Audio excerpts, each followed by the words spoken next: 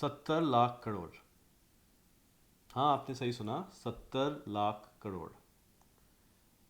अगर हम हर इंसान को, इंडिया में हर इंसान को 50,000 रुपए देते हैं, तब इकट्ठा बन के एक अमेजॉन बनता है।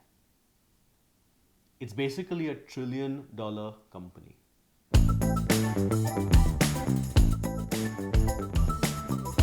Hey folks, I'm Shrivo and you're watching The Big Buck Show. It's a show where we tell you how you can start your investment journey and more importantly, how you can turn your small bucks into big bucks. ऐसे 6 कंपनियां हैं. There are 6 companies like this. PetroChina crossed the mark in 2007. It's a company owned by the government of China primarily. But the others are essentially your tech majors. Apple, Amazon, Facebook, Alphabet, Microsoft. Some of them have even crossed the 2 trillion club. And all of this has happened typically in the last 2 to 3 years. How many trillion-dollar companies do other markets have? None. India doesn't have one, not expected to have one, and most other markets don't have even one. What's more interesting is that we expect several other companies in the US market to become members of the trillion-dollar club over the next 2 to 3 years. What that shows is that there's a depth of market outside India that's very hard to replicate. And again, if I go back to a conversation with Deepthi that you may have heard before, the reason is that these are companies that are true global giants. Every one of these companies is used by you and me on a day-to-day basis, no matter where we stay. Amazon, Microsoft, Google, Facebook, right? Apple.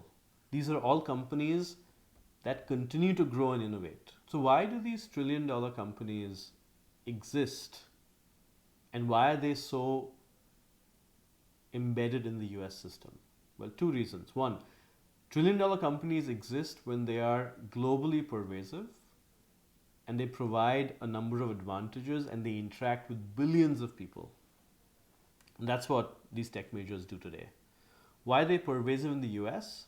Because historically the US has had a tech ecosystem that is extremely deep, and it's typically had a global mindset in that companies are looking to establish dominant businesses across the world, even though their home market may be the US. So what do you do about the trillion-dollar club? There's one school of thought that says, look, already great value. Why invest? What's the upside? I think you've got to treat these companies a little differently. They continue to have significant upside. And as their business model evolves and as they expand into new areas and honestly into some of my investment themes from the previous episode, I expect some of them to have continued growth in value. And we'll cover each of these companies in future episodes and go through technical analysis, and I'll give you an assessment of, where we think they are. But more importantly, there are another set of emerging companies that are soon likely to enter into the trillion-dollar club, where I think the growth is even more exciting. And I gave you 3 examples before. And it's really identifying them and really saying, how do I set up a portfolio that has trillion-dollar companies at different stages? So imagine there's a stage where you have $2 trillion plus companies, right? Apple and Microsoft. You have those between 1 and 2 trillion. Amazon, Facebook, Google, Alphabet. And you have those that are reaching close to 1 trillion. Tencent, Tesla.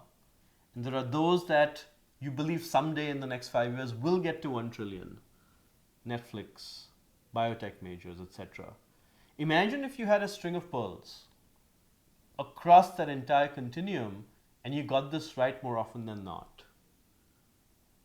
You're going to be very happy with your portfolio.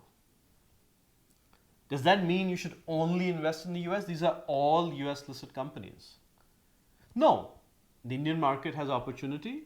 Of course, you'll see opportunities for great returns here, but not participating in this amazing market with amazing depth and the opportunity to cash in on success stories that will be global and will continue to soar is something I would advise against. In fact, I would tell you, make sure you get your act together and you invest in this string of pearls in this $1 trillion club. And I'm going to come back and talk to you about the $1 trillion club again and again.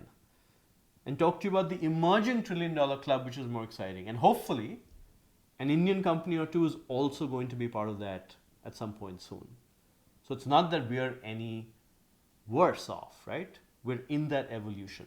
So you may be wondering, but great, it's $1 trillion. There are other companies that are going to be $1 trillion. What's in it for me? What's in it for you is consistent, above expectation return over decades. If you had invested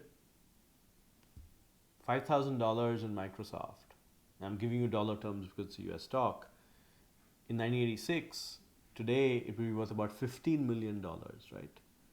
That's about 25% plus return consistently on that stock over 35 years.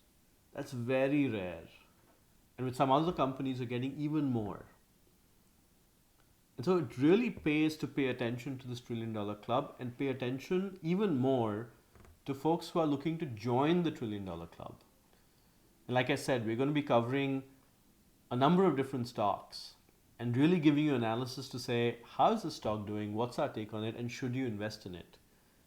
And I think adding these jewels to the crown of your portfolio is going to be pretty interesting for you. Hey folks, thanks for watching The Big Buck Show. And tell us how you thought about this episode in the comments below. Subscribe to our channel, please, and hit the notification bell so you get a notification next time a video shows up. Also, don't forget to follow us on social media. We have a Twitter channel, a YouTube channel, and of course, also an audio podcast. And hey, continue watching us so that you can turn your small bucks into big bucks.